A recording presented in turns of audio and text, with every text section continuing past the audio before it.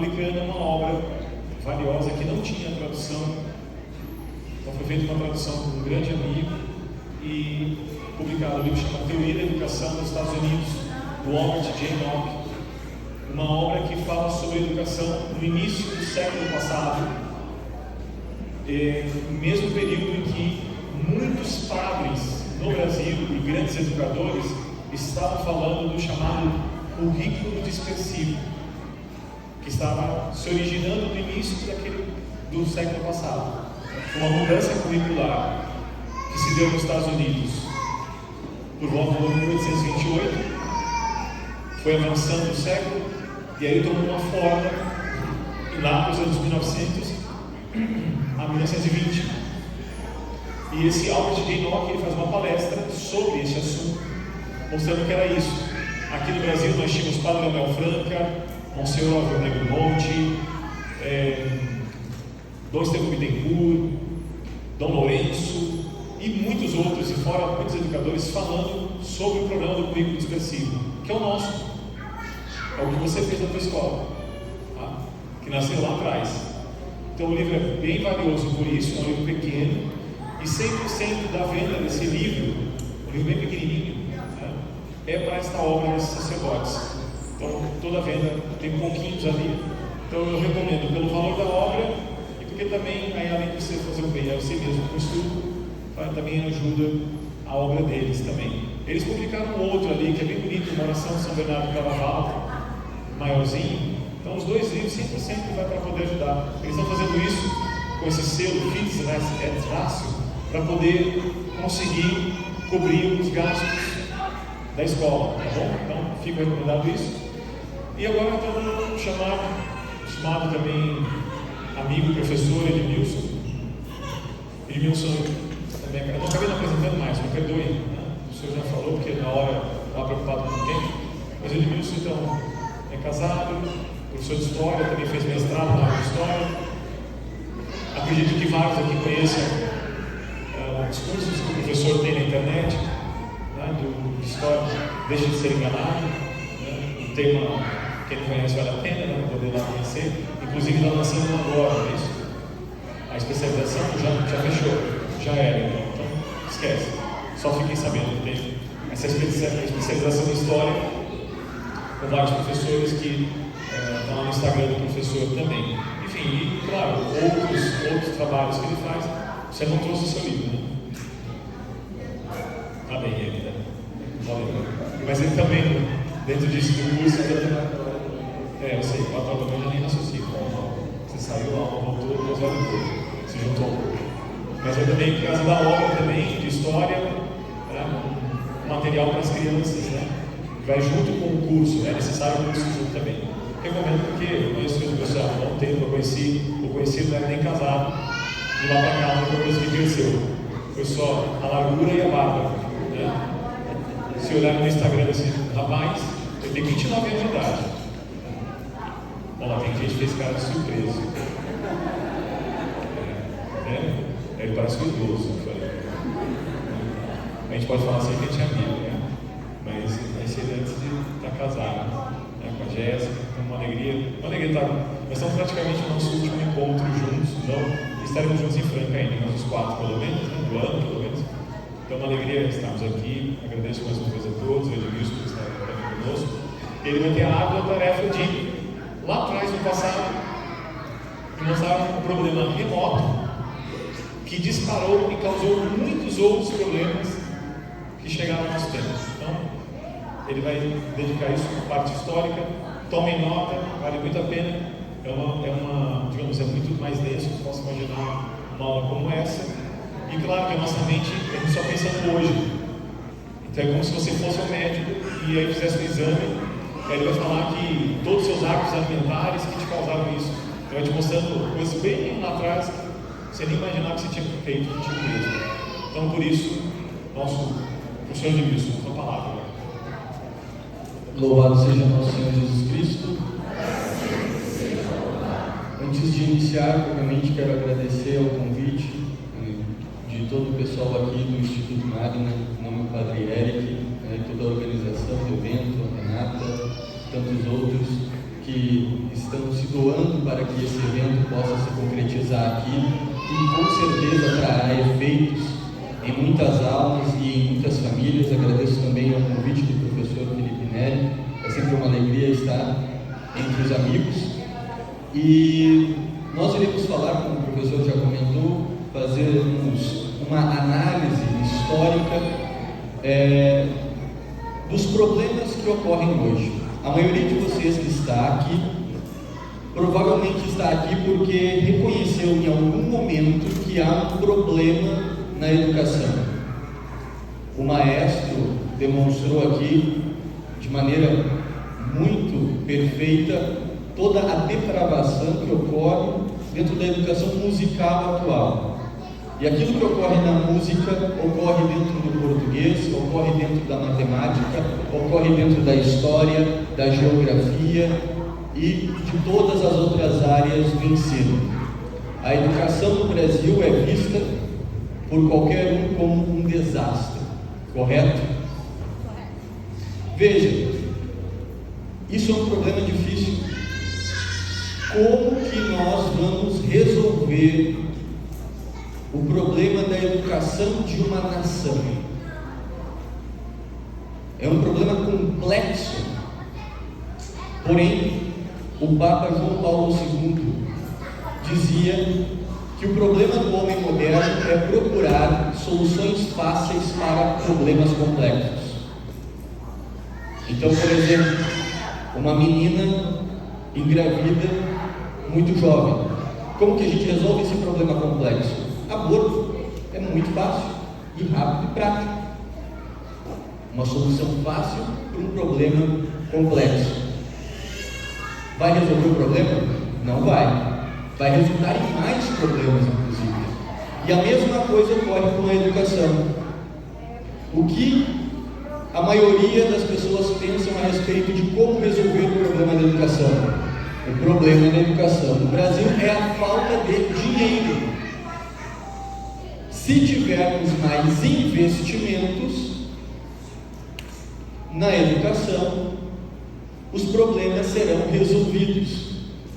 Então a gente precisa injetar dinheiro no MEC, a gente precisa que o Fundeb distribua dinheiro para as escolas, e assim as escolas tenham mais dinheiro para usar tablets, e daí as crianças vão aprender porque vão ter tablets.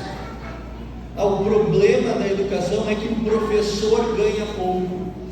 Então nós precisamos dar salários de jogadores de futebol para os professores, porque assim a educação do Brasil vai se resolver. Não vai. Não vai. Você pode dar R$1 milhão por mês para cada um dos professores. Não vai resolver o problema. A criança vai continuar com 8 anos de idade semi-analfabeta, analfabeta totalmente, como ocorre hoje. A criança chega até o 4º ano sem saber ler, sem saber cálculo matemático básico, sem reconhecer as cores. Dei durante quase 10 anos aula em escola pública, privada, enfim, e é um problema que existe em ambas as situações. O problema da educação não se resolve com uma solução fácil. Se o dinheiro fosse o problema, a resolução da educação já estaria a todo vapor. Nós seríamos uma nação gigantesca. Nós investimos em educação rios e rios de dinheiro. O problema é que as pessoas acham que os tijolos educam, acham que a estrutura escolar educa, mas não é isso. São José de Anchieta, fundador do Brasil, um dos grandes jesuítas, fundador da cidade de São Paulo, ele, junto com o padre Manuel de Nóbrega, fundou as primeiras escolas do Brasil, como a Escola de São Paulo, o Colégio de São Paulo, a Escola em Salvador e em tantos outros lugares.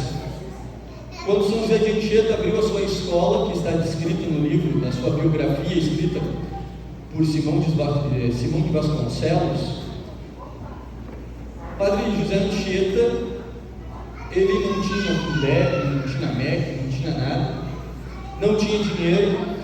Para vocês terem ideia, a primeira escola do Brasil ela foi construída de barro, o telhado era com folhas de bananeira, a merenda era banana, porém os índios aprendiam com os padres jesuítas, aprendiam latim, aprendiam grego, aprendiam aritmética, geometria, astronomia, música, inclusive a montar instrumentos musicais. Os instrumentos musicais construídos pelos índios, por exemplo, das reduções jesuítas, eram importados para a Europa. Os europeus compravam os instrumentos construídos pelos índios. E veja, não tinha investimento. Por quê? Porque o problema da educação não é o dinheiro. Nós vivemos em uma sociedade onde a economia se tornou o centro de toda a nossa vida. Então nós achamos que todo o problema do mundo será resolvido por conta do dinheiro, seja ele privado ou público. Porém, o problema é de uma cosmovisão. E para nós entendermos qual é o erro dessa nossa cosmovisão atual, nós precisamos ir para a história. Nós precisamos entender as raízes de como esse problema surgiu, para entender da situação que nós saímos, por exemplo, das grandes escolas jesuítas, para chegar no sistema educacional hoje. Como nós saímos de São José de Anchieta e chegamos a Paulo Freire? Qual foi o erro de percurso nesse processo, nesse caminho que chegou a isso? Bom, para nós entendermos isso, nós vamos ter que olhar para a Idade Média. Até mesmo antes da Idade Média, o mundo pré-cristão, o mundo pré a encarnação do Verbo, o mundo greco-romano, a cultura greco-romana, era uma cultura em vários aspectos incrível e magnífica, porém possuía outros graves problemas. A cultura greco-romana era uma cultura extremamente pagã, era uma cultura onde havia um paganismo espiritual gigantesco. As pessoas eram controladas por falsos profetas, falsos videntes, que com falsos sacrifícios usavam da boa vontade das pessoas para ter fama, ter reconhecimento. As pessoas divinizavam deuses que não existiam, cultuavam estátuas que não faziam nada. Chegou um momento que a cidade de Atenas possuía 30 mil estátuas de de deuses diferentes. E a cada deus que não resolvia o problema deles, surgia um outro profeta que falava de um outro Deus. Era um paganismo espiritual gigantesco que depois, pela cultura helênica, se multiplicou por todo o mundo conhecido. Outro grande problema do mundo greco-romano era o controle gigantesco que o Estado possuía. Um Estado militar governado por imperadores que não visavam o bem comum, mas apenas a sua felicidade, que controlavam o povo, escravizavam o povo para realizar as suas vontades, onde o modelo de regime era a violência, a brutalidade e a morte. O mundo pré-cristão era um mundo extremamente promíscuo. Os bacanais, os banhos públicos, as festas onde se praticavam sodomias, as trocas de casais, a pedofilia, coisas que hoje as pessoas acham que são modernas, né? Nossa, tenho um casamento aberto, eu sou moderno, você é arcaico. Isso era o que os bárbaros, sempre um bárbaro, isso era o que os bárbaros realizavam.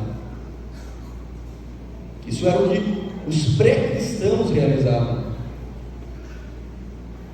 que não possuíam um desenvolvimento moral sólido daquilo que é verdade, e estavam escravizados deles mesmos, eram escravos do eu, da vontade própria. O mundo pré-cristão, ele era um mundo, por exemplo, onde o sentido da vida era extremamente relativo. Era muito comum na sociedade romana você matar qualquer um que você não gostasse.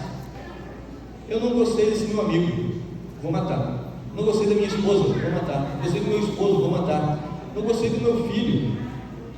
Inclusive, sempre que o bebê nascia, ele era pego pelo sacerdote, pelo parteiro, enfim, era examinado. Se possuía qualquer defeito, qualquer diferença de um bebê comum, ele era morto, praticava um infanticídio, por exemplo. O sentido da vida era extremamente relativo. Era uma sociedade onde a educação,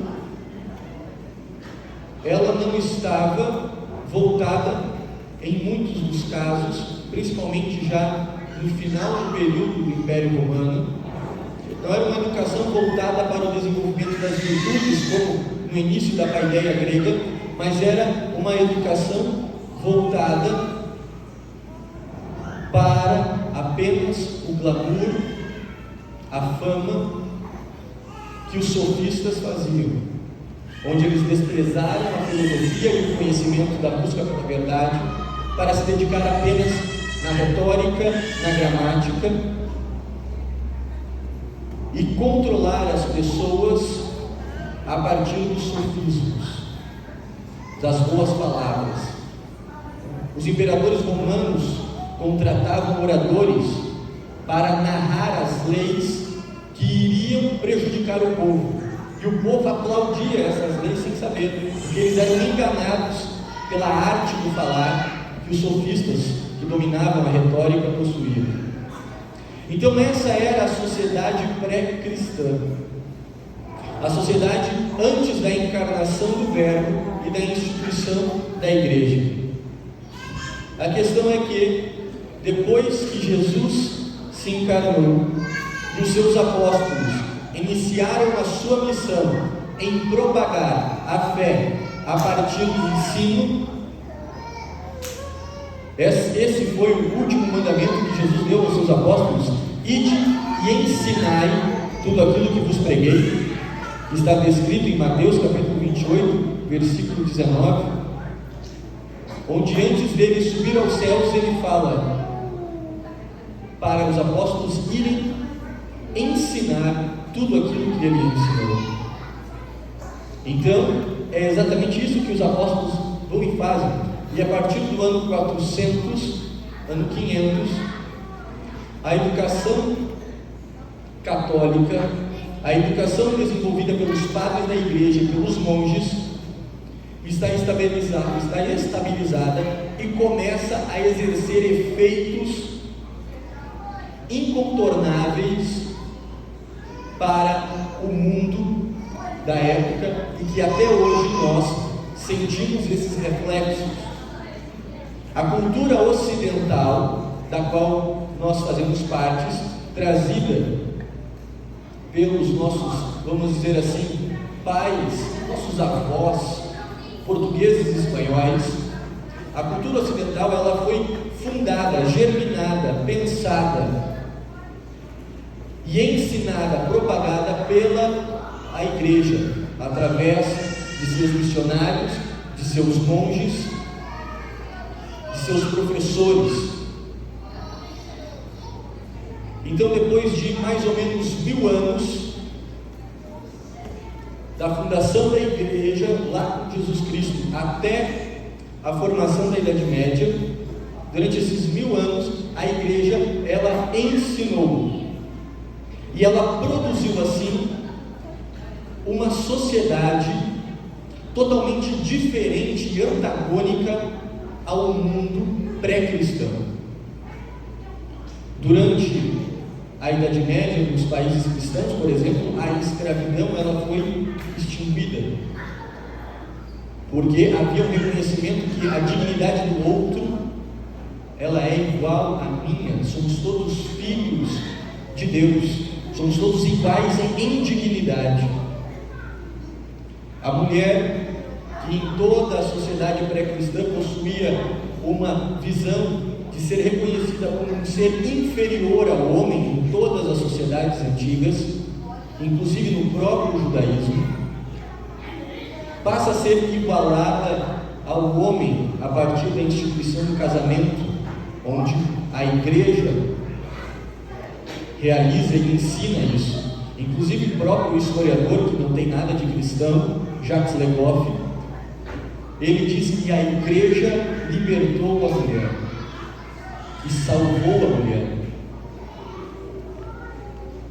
Veja só, a sodomia, aqueles bacanais, aquela promiscuidade que existia no mundo pré-cristão é extinta. A moral católica norteia a vida daqueles homens e faz que a sociedade ela seja hierarquizada da mesma forma que o ser humano. Nós, como descreveu muito bem São Paulo, somos formados por corpo, alma e espírito. E essa estrutura, vamos dizer assim, que nós fomos formados por Deus, corpo, alma e espírito, ela possui uma hierarquia. Se nós fôssemos seguir apenas o corpo, nós seríamos como animais, seguindo apenas os nossos instintos sensitivos. Alguns de vocês talvez hoje, se seguissem o corpo, não teriam acordado de manhã e vindo para cá, porque talvez o corpo de vocês estava querendo que você dormisse até às 10. Mas a sua razão controlou o seu corpo e disse: não, eu vou acordar, preciso ir lá para aprender, para ter uma aula de história em um sábado às 11 horas da manhã. Você não está seguindo o corpo, você está seguindo a razão, a alma, o psique, como São Paulo colocou. Então, a razão, a alma está acima do corpo. Porém, se nós fôssemos apenas seguir a razão, nós também não iríamos entender várias coisas que acontecem dentro da fé. Por exemplo, a partir da história de Abraão, que é o pai da fé. Abraão vivia na cidade de Ur, já era idoso, estava lá pagando seus boletos em Ur, que fica no Irã atual. E então Deus aparece para ele e diz: olha, Abraão, através de você, dá 3 promessas para Abraão: através de você a salvação entrará no mundo, seus filhos serão incontáveis como as estrelas, e a terra destinada a você é a terra prometida, uma terra de Canaã, onde corre leite e mel. Abraão vivia totalmente afastado, já era idoso. Se ele fosse seguir a razão, ele dizia: isso é coisa da minha cabeça, eu acho que eu estou ficando maluco. Mas não, ele segue o Espírito, e o Espírito o move em direção à promessa que Deus deu a ele. Então há uma hierarquia interior em nós, corpo, alma e espírito. E dessa mesma forma, a sociedade medieval era hierarquizada. O poder espiritual exercido pela igreja, não de maneira impositiva, mas através de uma maneira educativa, porque a igreja era mestra e mãe daquela sociedade, estava acima do poder político dos reis, que estava acima do poder econômico. Essa é a hierarquia correta de uma sociedade: poder espiritual, poder político, poder econômico. E quem defendeu isso não sou eu, é o Papa Bonifácio VIII, na sua bula Unam Sancta, escrita em 1305, uma das bulas mais importantes da história, onde ali ele descreveu como era a sociedade medieval, mas que infelizmente isso é totalmente inconcebível para o homem atual, onde o poder econômico já superou tudo isso. O poder econômico controla o poder político e o poder espiritual. Como eu falei no início, o centro da nossa sociedade é a economia.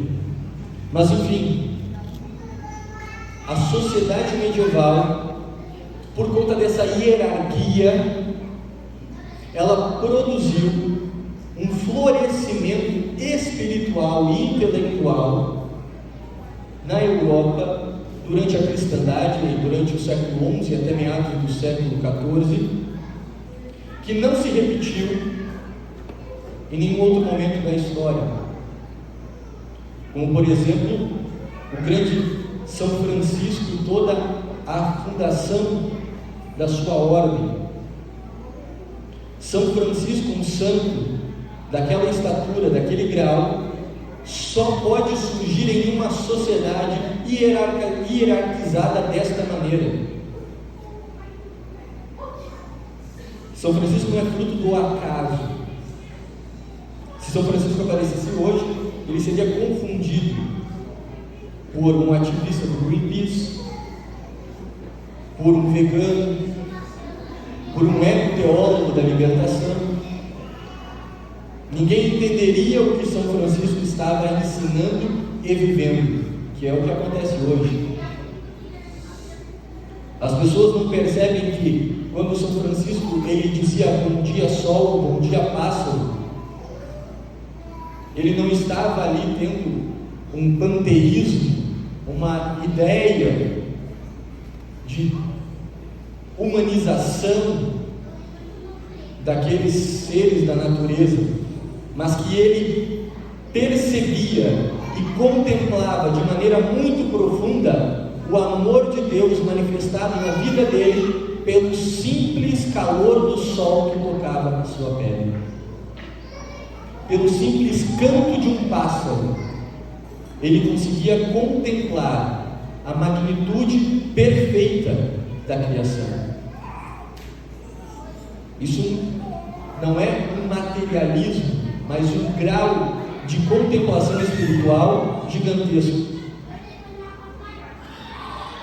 Do lado intelectual, nós vamos ter os grandes santos, como Santo Tomás, São Boaventura, São Bernardo de Claraval e tantos outros grandes mestres que levaram a educação e a intelectualidade medieval, não apenas no campo da teologia, no campo da filosofia, mas também no campo da vida prática daquela sociedade, com a fundação de moinhos, de instrumentos que revolucionaram a vida do homem medieval.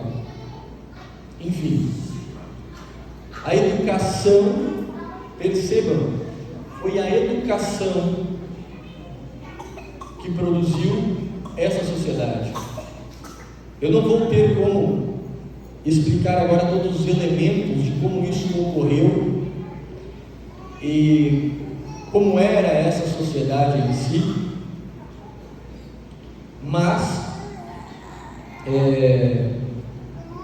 até porque eu tenho que falar a respeito do declínio, né? Mas para que vocês, eu estou dando essa explicação aqui um pouco breve para que vocês tenham um pouco mais de consciência do que uma ação educacional pode impactar na sociedade e no futuro da história. Porque muitas vezes hoje nós achamos que as soluções elas são realizadas por meios ativistas, o que não é. Essa ação ativista, ela precisa ser antecipada por uma vida contemplativa, que é exercida através da educação.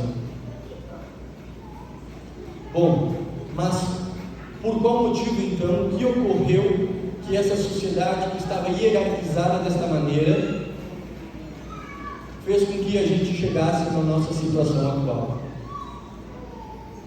Em resumo, ocorreram 4 grandes crises no início do século XIV que mudaram o mundo. A primeira crise foi uma crise espiritual que ocorreu logo justo na ordem fundada por São Francisco, os seus franciscanos. São Francisco ele nunca queria escrever uma regra para os seus frades, para os seus irmãos, porque ele dizia que a regra de vida dele era o Evangelho de São Mateus. O Papa Inocêncio III certa vez perguntou a ele qual é a regra, e ele disse: tudo que está descrito no Evangelho de São Mateus nós vivemos, e de fato viviam. Enquanto São Francisco estava vivo, os irmãos foram construir um local para eles morarem, e ele foi lá e derrubou, dizendo: se o Senhor, nosso Deus, não tinha um lugar para repousar, quem somos nós para tê-lo? Mas se alguém quiser seguir literalmente tudo que está descrito na Bíblia, que ela vai se tornar um São Francisco. E foi exatamente isso que ele viveu. Porém, passada a segunda geração depois de São Francisco, os franciscanos próximos, eles começaram a exercer mudanças na regra escrita por São Francisco. E São Francisco amaldiçoou. Ele disse que maldito seja quem alterar a minha regra. Ao final da vida ele escreve e entrega uma regra. E os franciscanos começaram a pensar: eu acho que o irmão Francisco, nosso pai fundador, ele precisa se atualizar, ele precisa se modernizar. O mundo gira, as coisas mudam. Então nós precisamos nos atualizar. E eles fizeram pequenas alterações na ordem, e o efeito disso foi um esfriamento espiritual que ocorreu dentro da própria ordem franciscana. Essa crise espiritual, ela fomentou uma segunda crise, que foi uma crise intelectual dentro da própria ordem. Foi dentro da ordem franciscana que surgiu, por exemplo, Guilherme de Ockham, fundador do nominalismo, movimento filosófico que surge com o advento da universidade. Veja, quem funda as universidades foi a igreja, e o objetivo da igreja com a fundação das universidades foi fazer com que a cristandade vivida no século XI e XII fosse perpetuada pela história, ou seja, aquela sociedade hierarquizada com poder espiritual, político e econômico, uma sociedade que nós podemos conceituá-la como teocêntrica. Ou seja, o que é teocentrismo? É colocar Deus no centro da vida da sociedade. E colocar Deus no centro da nossa vida é o primeiro mandamento. Deus disse: amai a Deus sobre todas as coisas. Então Deus deve ser o centro da nossa vida. Ser teocêntrico é o mínimo. Logo, em uma sociedade que toda católica, onde é vivido isso, a sociedade inteira será teocêntrica. Era o que existia na Idade Média. Mas veja, o que ocorre é que, por algum motivo, alguém, em algum momento, não se sabe exatamente, mas que depois da fundação das universidades, alguém teve a ideia de criar um diploma.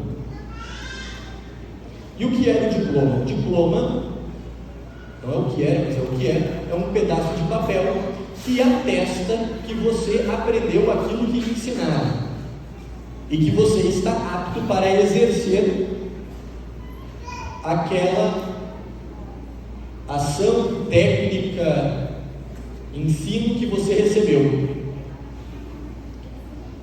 Porém, o que os universitários perceberam na época medieval?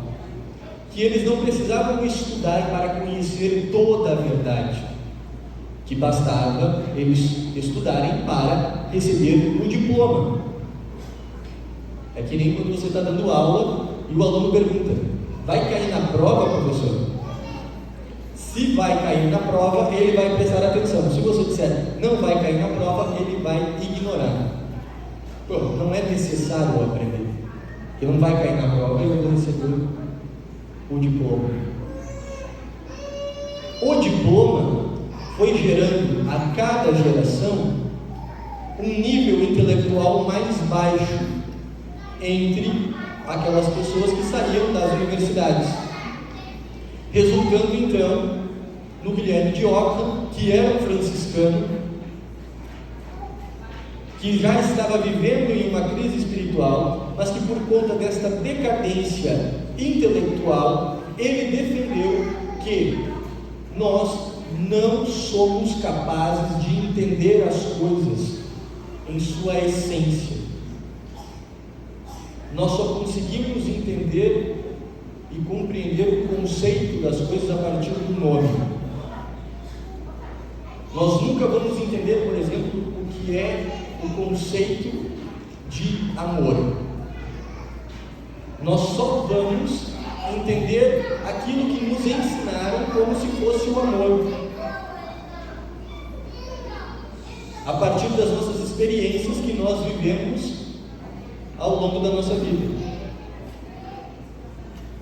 Isso, por exemplo, para Guilherme de Ockham, isso aqui só é chamado taça porque alguém deu o nome de taça e nos ensinou que isso é uma taça.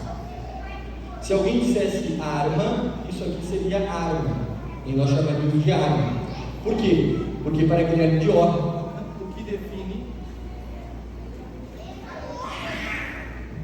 o que define o ser das coisas não é o seu fim último. Isso aqui é taça, porque isso aqui serve para colocar água ou qualquer outro líquido, e serve para nós nos hidratarmos, nós bebermos. Mas para Guilherme de Ockham, não. O que define é o nome e não o fim último. Isso parece besteira, porém foi o início daquilo que nós podemos chamar de relativismo, porque as coisas já não são definidas pelos que elas são, mas depois isso vai ser aprofundado e vai dizer que o que define as coisas é o meio. Imagine isso então aplicado a conceitos bem mais abstratos do que a taça, mas o conceito de amor, o conceito de Deus, o conceito de pessoa, o conceito do que é ética, do que é política. Para vocês terem ideia, Guilherme de Ockham defendia que o pecado só era pecado porque Deus disse que era pecado, senão não existiria pecado. Veja que incoerência. Então, se Deus não dissesse que fosse errado odiá-lo, seria bom odiar a Deus? Não faz sentido. Mas Guilherme de Ockham, ele produziu isso. E essas ideias, essa crise educacional, ela atingiu todas as universidades. E as pessoas pararam de entender o que de fato são as coisas. e passaram a estudar apenas visando o diploma. Tanto é que antes das universidades nós temos São Tomás de Aquino, depois das universidades nós temos Guilherme de Ockham. Então percebe dentro da história da filosofia um declínio da filosofia. Bom, Guilherme de Ockham defendia também em seus tratados de política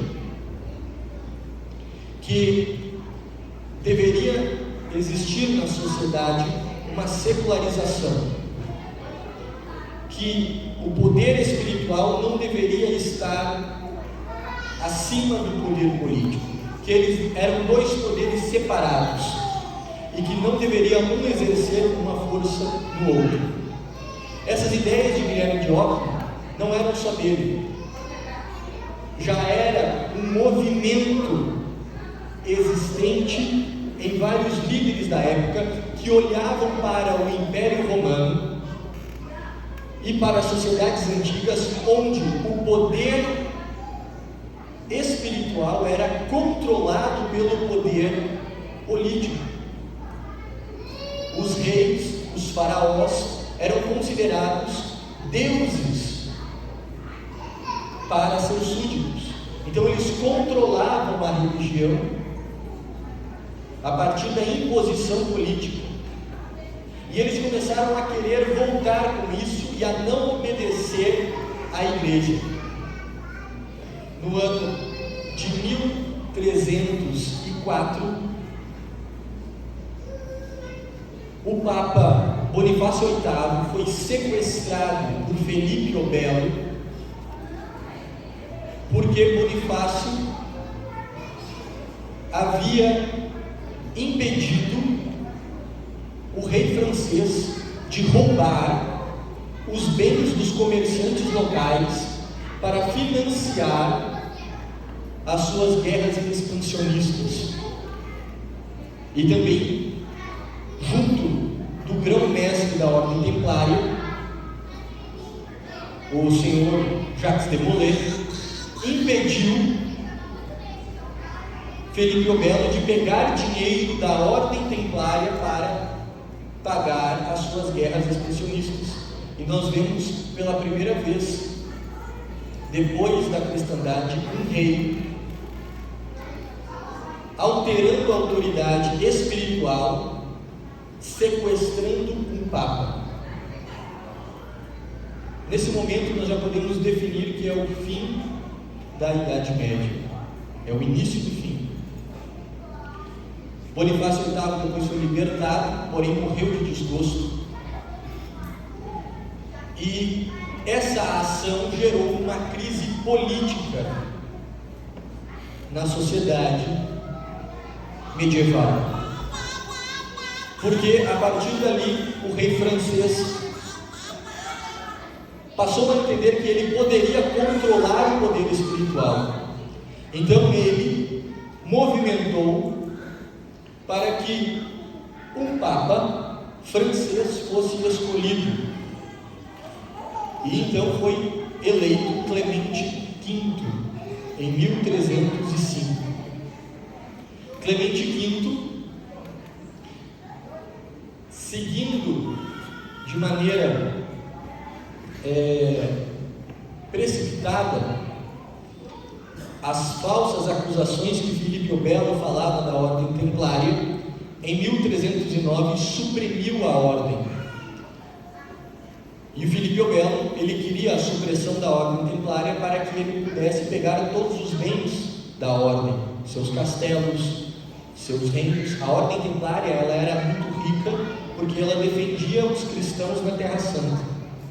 Então os reis davam muitos bens, os senhores feudais davam bens, morriam e de herança deixavam para a Ordem Templária seus bens.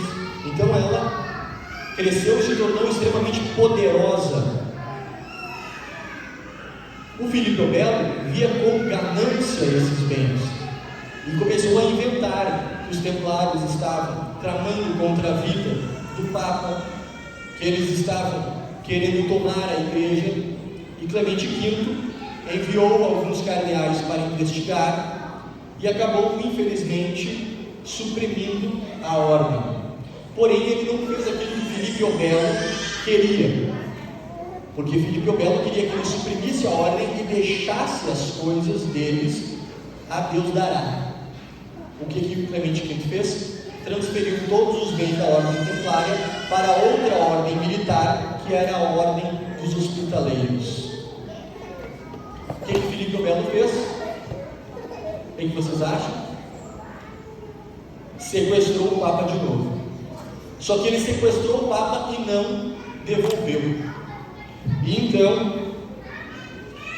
no ano de 1309, o Papa foi levado para Avignon, na França, e ficou em cativeiro. E nunca mais Clemente V voltou a Roma. Ele ficou preso lá. E olha o que aconteceu a partir daí. Um período na história da igreja chamado Cativeiro de Avignon, onde o Papa não estava mais em Roma, mas estava em Avignon, na França. Porque depois que Clemente V morreu, o seu sucessor era o bispo de Avignon, de lá. E de 1309 até 1378, todos os papas estavam em Avignon. Até que Santa Catarina de Sena apareceu, foi lá até o Papa Gregório IX e disse: volta para Roma, você não deve ficar aqui, para de obedecer a esses reis que não merecem obediência, você está acima deles, o poder espiritual está acima do poder político. Reza a lenda que ela falou, chegou o Papa e disse: honre seus culhões. E o Papa Gregório IX aceitou e voltou para Roma. E assim se deu o fim do cativeiro do Avignon. Só que gerou outro problema. Qual foi o problema? Gregório IX morreu. E então o que acontece? Foi eleito um bispo em Avignon que disse: eu sou o sucessor do Papa, porque o Papa foi eleito aqui. E apareceu o sucessor real, verdadeiro, do conclave em Roma, e disse: não, eu sou o Papa verdadeiro. E surgiu então aquilo que ficou conhecido como cisma do Ocidente, onde durante bom tempo, vários séculos, haviam dois papas ao mesmo tempo, um em Avignon e outro em Roma. Depois apareceu um maluco em Pisa dizendo: eu também sou papa. Daí apareceram 3 papas. Na verdade, um papa e 2 antipapas. Mas enfim, são coisas que acontecem. Tem uma diocese lá na Espanha, se eu não me engano, em algum lugar que tem um bispo lá que se autoproclama papa também. Então acontece isso. Veja, essa crise política, aliada à crise intelectual, aliada a uma crise espiritual, foi fragmentando a sociedade e desorganizando ela a cada década, para ajudar ainda mais as 2 maiores nações católicas da época, França e Inglaterra, que defendiam a igreja contra os mouros, contra os muçulmanos, pararam de lutar nas cruzadas e começaram a guerrear entre si na Guerra dos 100 Anos. Quando essas 2 sociedades fizeram isso, Deus enviou uma peste, chamada Peste Negra, que matou 2/3 da população europeia. E quem disse que foi uma peste enviada por Deus não sou eu, foi a própria Santa Catarina de Sena em suas cartas. Foi São Vicente Ferrer em suas pregações, que a culpa da peste era a infidelidade dos reis. Isso gerou um problema ainda maior.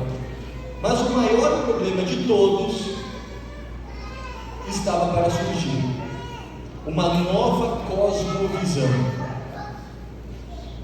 uma nova maneira de ver o mundo.